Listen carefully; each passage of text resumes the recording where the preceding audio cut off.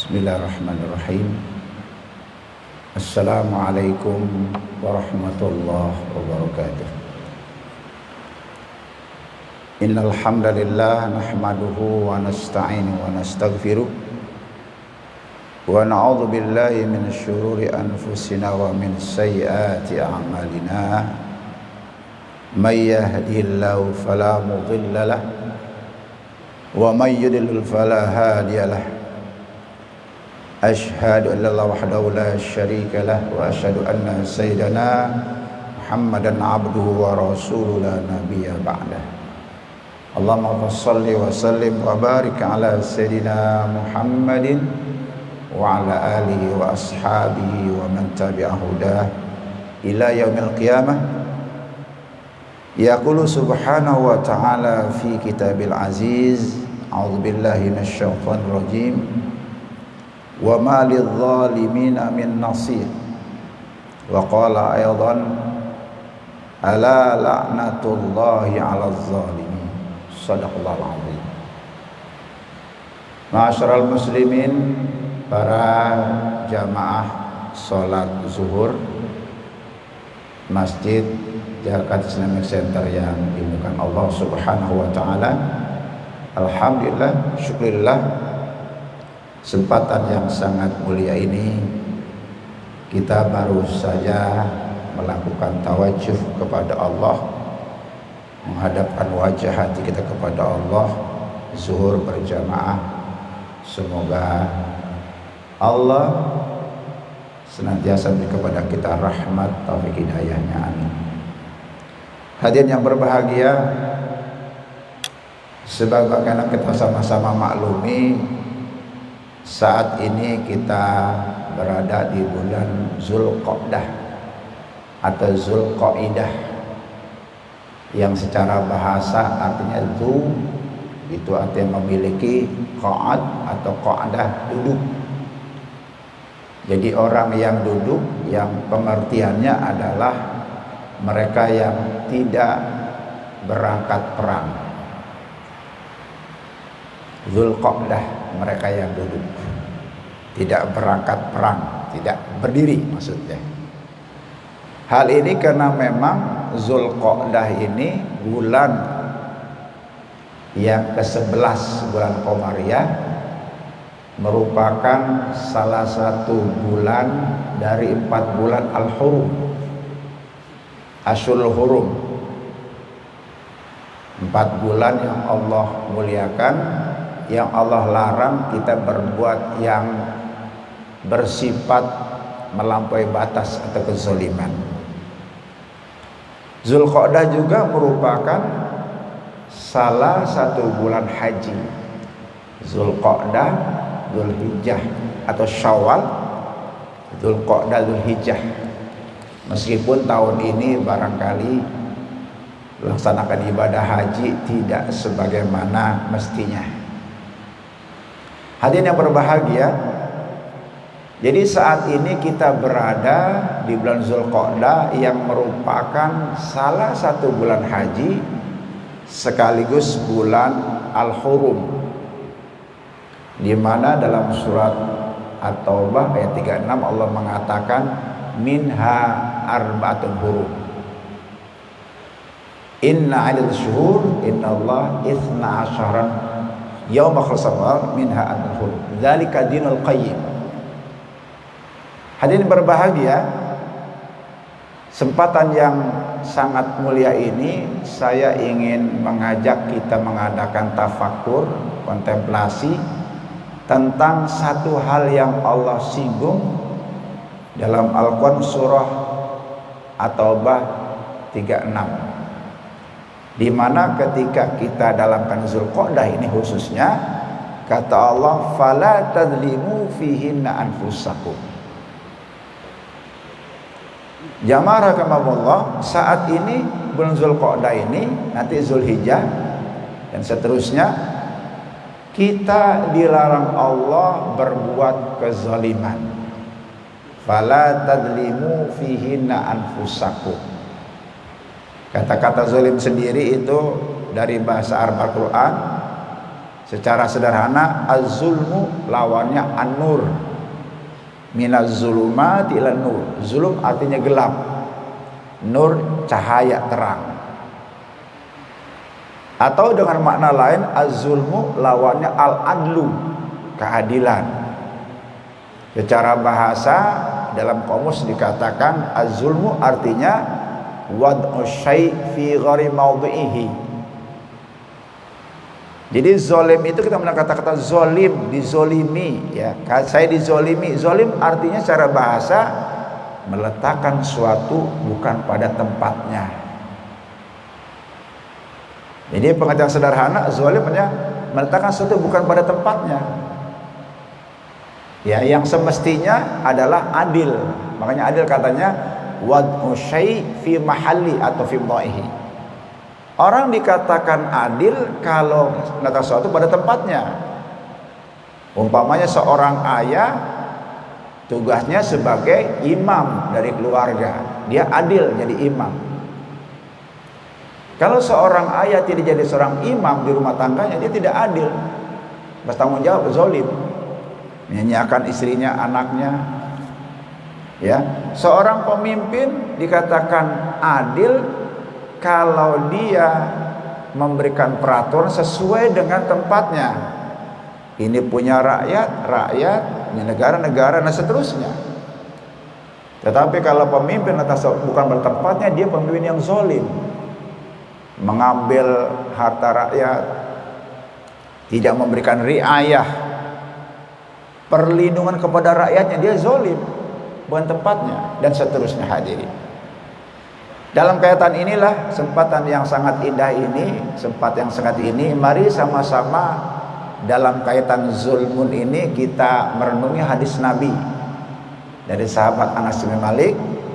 Nabi bersabda, kata Nabi, az-zulmu salah satu. Zulm itu ada 3 macam. Ya. Zulmun yaghfiru, wa zulmun la yaghfiru, wa zulmun la yatruku. Dalam matan hadis pertama begitu. Jadi hadirin rahimakumullah, kezaliman itu yang artinya lawannya adil, lawannya hal yang terang, itu dibagi 3 kata Nabi. Ada kezaliman yang Allah tidak ampunkan zalimnya. Apa itu? Al-isyrak billah, kesyirikan, menjadikan selain Allah ada Tuhan selain Allah, itu zalim, musyrik namanya. Kalau dulu zaman Nabi menyembah berhala patung, ya kan? Ada lagi menyembah matahari selain Allah, menyembah binatang, ya, sapi, menyembah danau atau sungai, ya, dan sebagainya. Itu namanya musyrik, menjadikan Tuhan selain Allah, musyrik, isyrak, berserikat. Ya. Makanya ini kalau orang meninggal dunia dan karena musyrik, Allah enggak ampuni dosa-dosanya. Innallaha la yaghfiru ayyushraka bih wa yaghfiru ma duna dzalika liman yasha. Allah tidak mengampuni orang yang meninggal dunia dan keadaan musyrik, berkeyakinan selain Allah ada Tuhan lagi, enggak boleh. Namanya andadan. Makanya seorang muslim itu dalam salat mengatakan iyyaka na'budu wa iyyaka nasta'in. Kita baca Fatihah setiap hari itu 17 kali minimal. Iyyaka na'budu. Itu Fatihah tahsir khusus, hanya kepada Engkau kami menyembah. Hanya kepada Engkau kami mohon pertolongan, bukan yang lain.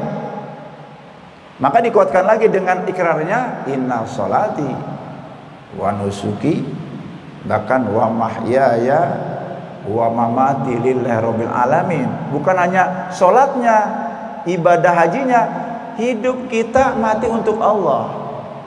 Apa maknanya? Kalau kita dagang tujuannya ibadah, mencari nafkah itu ibadah karena Allah, bekerja ibadah karena Allah, bukan hanya sholat. Hadirin, oleh karenanya seorang bapak, seorang suami yang bekerja dari pagi sampai malam, peras keringat, banting tulang, panas, mencari nafkah, kalau karena Allah ibadah ada pahalanya, tujuannya karena Allah. caranya pun karena Allah, yang Allah ridhoi. Kita nggak boleh curang, nggak boleh menipu, kan begitu. Jadi ini orang-orang yang hidupnya untuk Allah, bukan yang lain. Termasuk keyakinannya yang memberikan dia hidup mati Allah, yuhyi wa yumit wa huwa ala kulli syai'in qadir. Hidup mati kita Allah tentukan. Yang beri rezeki siapa? Walladzi yut'imuni wa yaskin. Dia Allah yang ngasih kita makan, dan Allah, rezeki dari Allah. Makanya sering saya bilang hadirin, kita harus membedakan antara gaji, upah dengan rezeki. Kalau gaji terbatas, tertentu, ya kan? Kerja di kantor, dimanapun ada gajinya, upahnya terbatas, nominalnya ada sekian juta, tapi rezeki nggak terbatas. Oleh karena kita minta rezeki bukan gaji, rizqon halalan thayyiban yang nggak terbatas. Yang kedua, rezeki itu nggak terbatas, namanya duit. Istri yang soleha, taat sama suaminya, sama-sama ibadah sama Allah, itu rezeki. Istri soleha. Mungkin punya anak-anak yang berbakti sama orang tua, dipandang menyenangkan, qurrata ayun. Kan zaman sekarang susah hadirin.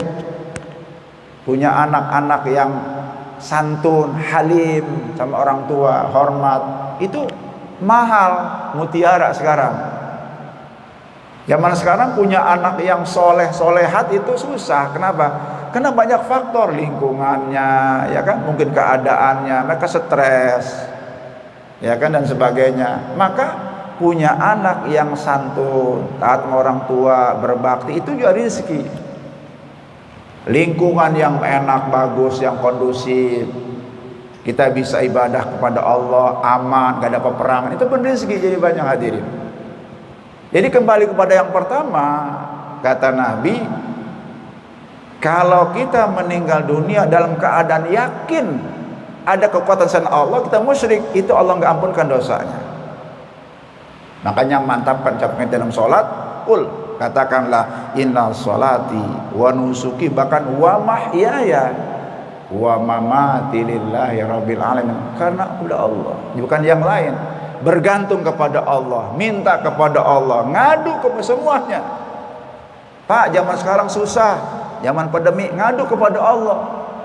Gimana caranya? Bangun tengah malam tahajud, ya kan, minta ampun kepada Allah, akui salah dosa-dosa, minta kepada Allah.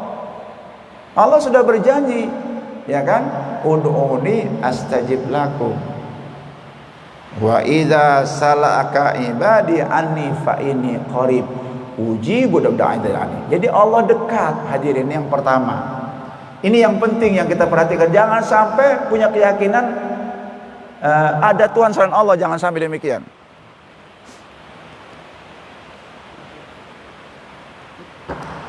Tes. Ya, hadirin barik, kita lanjut yang kedua. Tapi ada kezaliman yang Allah ampunkan.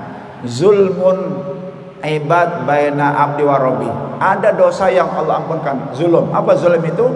Kejahatan yang sifatnya dosa kepada Allah. Ya, kita maksiat, kita lupa, ya kan? Selama masih hidup Allah ampunkan, termasuk juga syirik sebetulnya.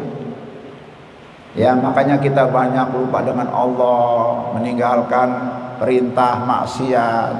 Minta ampun kepada Allah, istighfar, diikuti dengan amal soleh. Jadi hadirin, kalau kita bikin berdosa, minta ampun, ikuti dengan perbuatan amal soleh. Contohnya umpamanya, kalau kita merasa berdosa, sholat kita kok terburu-buru, kita nggak khusyuk, ya, atau bikin dosa, istighfar, ikuti dengan sedekah. Ikuti dengan kita membuat kebaikan sama orang, ya. Nah, yang ketiga hadirin, zulmun la yatrukuh. Jadi kezaliman yang Allah nggak biarkan sehingga fayaqtassu bainahum wa bainas wa ba'dihim, sampai Allah memberikan balasan satu dengan yang lainnya. Apa? Zulmul ibad bainahum wa baina Dosa antara dia dengan sesama kita, ini yang berat. Makanya kalau kezaliman itu kita ada 3 kata Nabi. Al-mu'min akhul mu'min haramun damuhu wa malu irduh. Seorang mukmin itu enggak boleh melakukan 3 hal kepada saudaranya. Pertama, jangan menumpahkan darahnya, jangan membunuh saudaranya atau manusia lain. Kedua, hartanya jangan diambil, jangan mencuri, ya, mengambil harta saudaranya, menipu dan sebagainya. Ketiga, irdu, kehormatannya. Jadi hadirin, dosa ini nggak bisa kita Allah ampun sebelum kita bereskan lagi. Makanya kalau ada orang yang mencuri termasuk korupsi, itu nggak bisa pakai istighfar kepada Allah sebelum dia kembalikan hartanya. Orang yang korupsi, orang yang mencuri, mengambil harta orang lain bukan haknya, kembalikan dulu, baru minta ampun kepada Allah. Tidak bisa korupsi 10 miliar, kembalikan 1 miliar, pergi haji, nyumbang, nggak bisa. Kembalikan semuanya baru istighfar sama Allah. Jangankan korupsi, Pak, buat sekalian hadirin, mengambil saudara kita umpamanya sekedar mengambil mungkin piringnya, gelasnya, atau barang di rumahnya, itu perbuatan zalim. Kalau boleh dikembalikan, nanti Allah pun dituntut hari kiamat. Makanya ini yang berat, yang ketiga, kezaliman antara manusia dengan sesama yang lain. Bentuknya apa? Bisa dia mengambil hartanya, bisa membunuhnya, bahkan melecehkan, merusak harga dirinya, memfitnah. Sekarang gibah, bikin gosip, atau statusnya melalui media sosial, ya, menjelekkan nama-namanya, mencaci makinya. Sebelum dia minta maaf, Allah nggak ampunkan dosanya. Nanti hari kiamat Allah tuntut antara manusia itu dengan yang lainnya. Allah lihatkan, di mana dosa kamu? Ya Rabbi, saya dizalimi dia, minta sama Allah. Ini yang berbahaya, hadir.